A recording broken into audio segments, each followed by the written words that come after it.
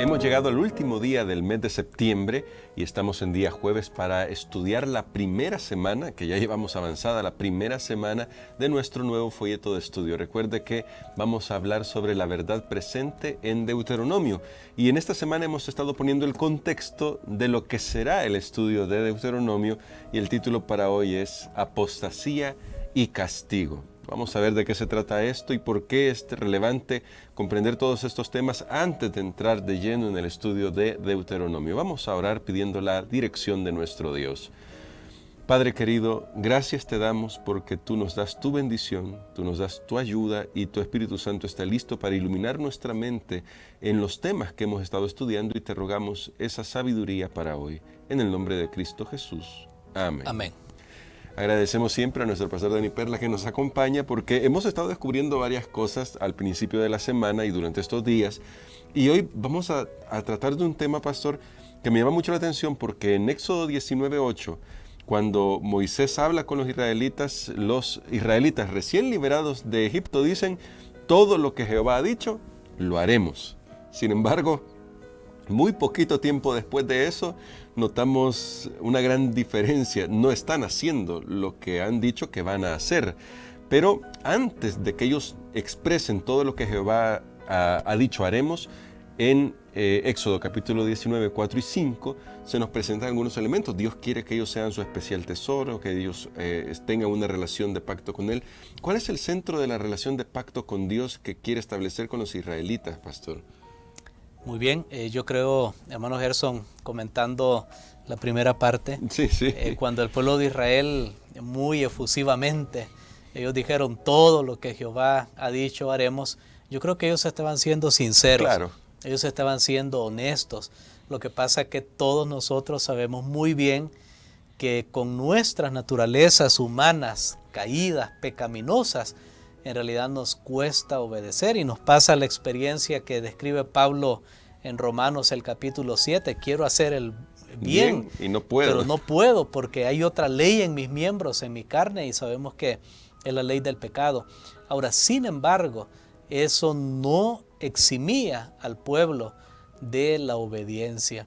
Y cuando Dios llama al pueblo de Israel, le dice, yo quiero que ustedes sean mi especial tesoro, yo tengo un propósito específico para ustedes, tengo grandes planes para sus vidas, pero necesito que caminen en este tipo de senda. Y eso implicaba la obediencia. Sí. De hecho, por eso es que Dios los sacó de Egipto, porque en Egipto no podrían obedecer, estaban bajo otras reglas. Claro. Y ahora mientras ellos iban por el desierto y Dios les mostraba sus maravillas y ellos estaban libres para obedecer, Dios ejercía lo que se llama un tipo de teocracia, donde Dios era el rey, Dios era el gobernante de esa incipiente nación hebrea, para que ellos pudieran andar en sus caminos, no tuvieran excusa para obedecer, pero lastimosamente toda la historia del pueblo de Israel, desde ese momento hasta siglos más tarde, fue de continua desobediencia y creo que es similar a lo que nos sucede a nosotros hoy. Pero entonces, pastor, ahora me llama mucho la atención eso que ha dicho, la obediencia y, bueno, lamentablemente lo que le pasaba a ellos, que no podemos negar, como acaba de decir nuestro pastor, que también nos pasa a nosotros esto de la desobediencia. ¿No haría eso que debamos cambiar el enfoque y digamos, bueno, es que con razón, por eso es que después vino la gracia, porque nadie era capaz de obedecer? He oído argumentos como ese, pastor. Entonces, ¿estaríamos diciendo de que lo que Dios estaba pidiendo acá era algo que no podían hacer los israelitas? Definitivamente no, porque Dios no pide algo sin hacer una provisión para que se cumpla. Amén. Y creo que ejemplos anteriores, por ejemplo, Abraham, aunque fue salvado por creer, y eso se le contó como justicia, pero después vino la acción, claro. Después vino la obediencia. Y creo que aquí simplemente es de poner el enfoque correcto. En primer lugar, la obediencia, por muy buena que sea, y se pide que debe existir, no es la que salva, Pero una persona que cree, esa persona está capacitada para obedecer y movilizarse en lo que Dios le está pidiendo. Algunas personas, considerando esa pregunta, han dicho que es legalismo, Sí. que querer salvarse O querer obedecer o más a bien Dios. querer obedecer a Dios es legalismo. Sin embargo, creo que más bien legalismo es lo contrario, es querer salvarse desobedeciendo una ley.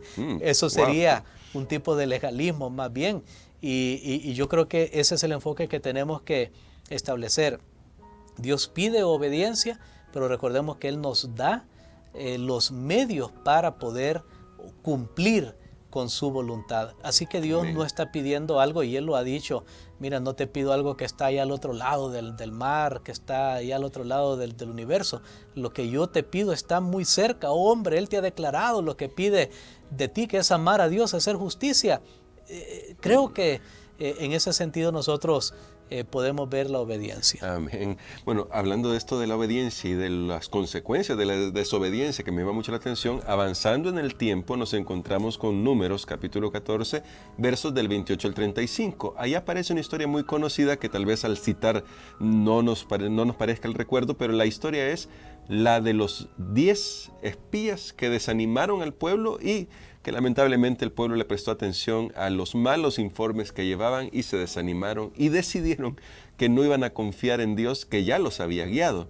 Pastor, ¿por qué esto caló tanto en el pueblo, estos informes malos? Pero quizás lo que tal vez llama la atención es ¿cuál fue el castigo que recibieron y por qué era el resultado en realidad de ellos mismos este castigo?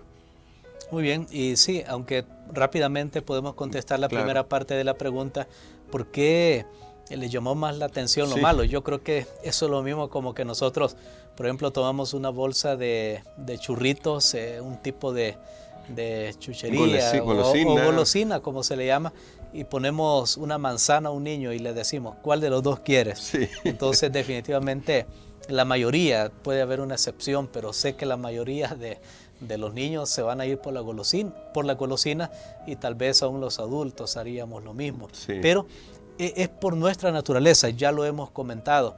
Ellos creyeron más ese informe, sin embargo, tuvo consecuencias. El informe de los 10 espías incrédulos, cuando el pueblo se fue tras ese informe, hubo consecuencias, y entonces Dios les dijo: ahora ustedes van a tener que ir todos esos días que los espías fueron y vinieron de la tierra de Canaán, 40 días, ustedes ahora van a tener que vagar 40 años en el desierto. Wow. Se les va a convertir en día por año. Así que creo que el pueblo de Israel escuchó esa mala noticia, y era más. Los adultos que habían caído en la incredulidad no entrarían a la tierra prometida. Wow. Dios les iba a dar su gracia, su misericordia, si ellos se arrepentían, pero ya no iban a poder ver la tierra prometida. La desobediencia tiene consecuencias. Creo que es Satanás el que hace creernos, y lo hizo con nuestros primeros padres, y lo hizo con Eva, que puedes comer de este fruto y más bien te va a ir mejor. Mira, yo desobedecí, soy una serpiente, estoy hablando. Ahora imagínate, tú desobedeces, tú que eres más inteligente y desobedeces, imagínate las cosas que puedes llegar a hacer. Y Eva pensó que eso era la última maravilla del mundo, y miren a dónde estamos aquí. Así que la desobediencia nunca va a llevarnos por buen camino, nunca. Tiene consecuencias, porque en este universo solo hay dos principios: la vida, la muerte, Jesús o Satanás, la verdad o la mentira, y nosotros decidimos cuál camino vamos a escoger. Entonces, pastor, y quizás para concluir con este estudio de hoy, la desobediencia está íntimamente relacionada con la desconfianza en la palabra de Dios, porque ha mencionado los ejemplos, de ellos, que ya lo vimos, mencionó también el ejemplo de nuestros primeros padres, de Eva, está íntimamente relacionado. ¿Cómo podemos revertir eso entonces, esa desconfianza en la palabra de Dios? Muy bien, una sencilla palabra: creer. El testimonio de las Escrituras es creer. Perdimos el paraíso por dudar de la palabra de Dios. Recuperamos otra vez el paraíso por creer. Amén. Ese es el testimonio bíblico. Por eso en el Nuevo Testamento encontramos una y otra vez esas palabras: cree, cree, cree, cree. ¿Por qué?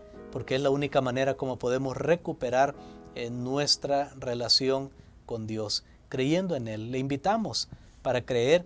Y es más, le voy a ayudar un poco con esto. Ni siquiera la Biblia habla de sentir, porque muchas personas dicen, es que no siento. Sí, lo dijimos en el coro. Sí. No siento, dicen, y todavía no siento. No, es que no se trata de sentir, se trata de creer. Hace poco aquí en nuestro país se quemó un mercado muy conocido, el mercado San Miguelito, que queda muy cerca de estas oficinas de radio. Y una señora dio su testimonio y dice, yo comencé a gritarle a mis compañeras, otras vendedoras, cuando ella iba corriendo que había fuego, y dicen, no me creyeron. Inicialmente, gracias a Dios, al final todos fueron evacuados, pero dice ella, inicialmente la gente pensó, no puede ser cierto, tal vez está bromeando. Y creo que nos pasa también, nuestro mundo se está destruyendo, nuestro mundo ya está yendo prácticamente a la extinción total. Por supuesto, Dios no lo va a dejar porque Él va a intervenir, pero si no interviniera, vamos a la extinción total. Así es. Y Dios nos está mandando un mensaje, nos dice, mira, cree, esta es la solución. Y muchas veces nosotros todavía no creemos, lastimosamente. Pero aquí está la oportunidad, cree y serás salvo. Amén. Creo que podemos orar por eso, pastor, pidiéndole a Dios que nos ayude a pasar de los sentimientos y comenzar a creer y a actuar en conformidad a esa fe. Amén. Padre, te damos gracias, Señor, porque has enviado a tu Hijo para que todo el que cree en Él no se pierda, sino que tenga vida eterna. Y nosotros somos de los que creemos, Señor, para salvación. Bendice a nuestros amigos que están escuchando, que alguien en este momento pueda decidir creer en el único nombre que puede salvar. Amén. Lo pedimos en el nombre de Jesús. Amén. Amén.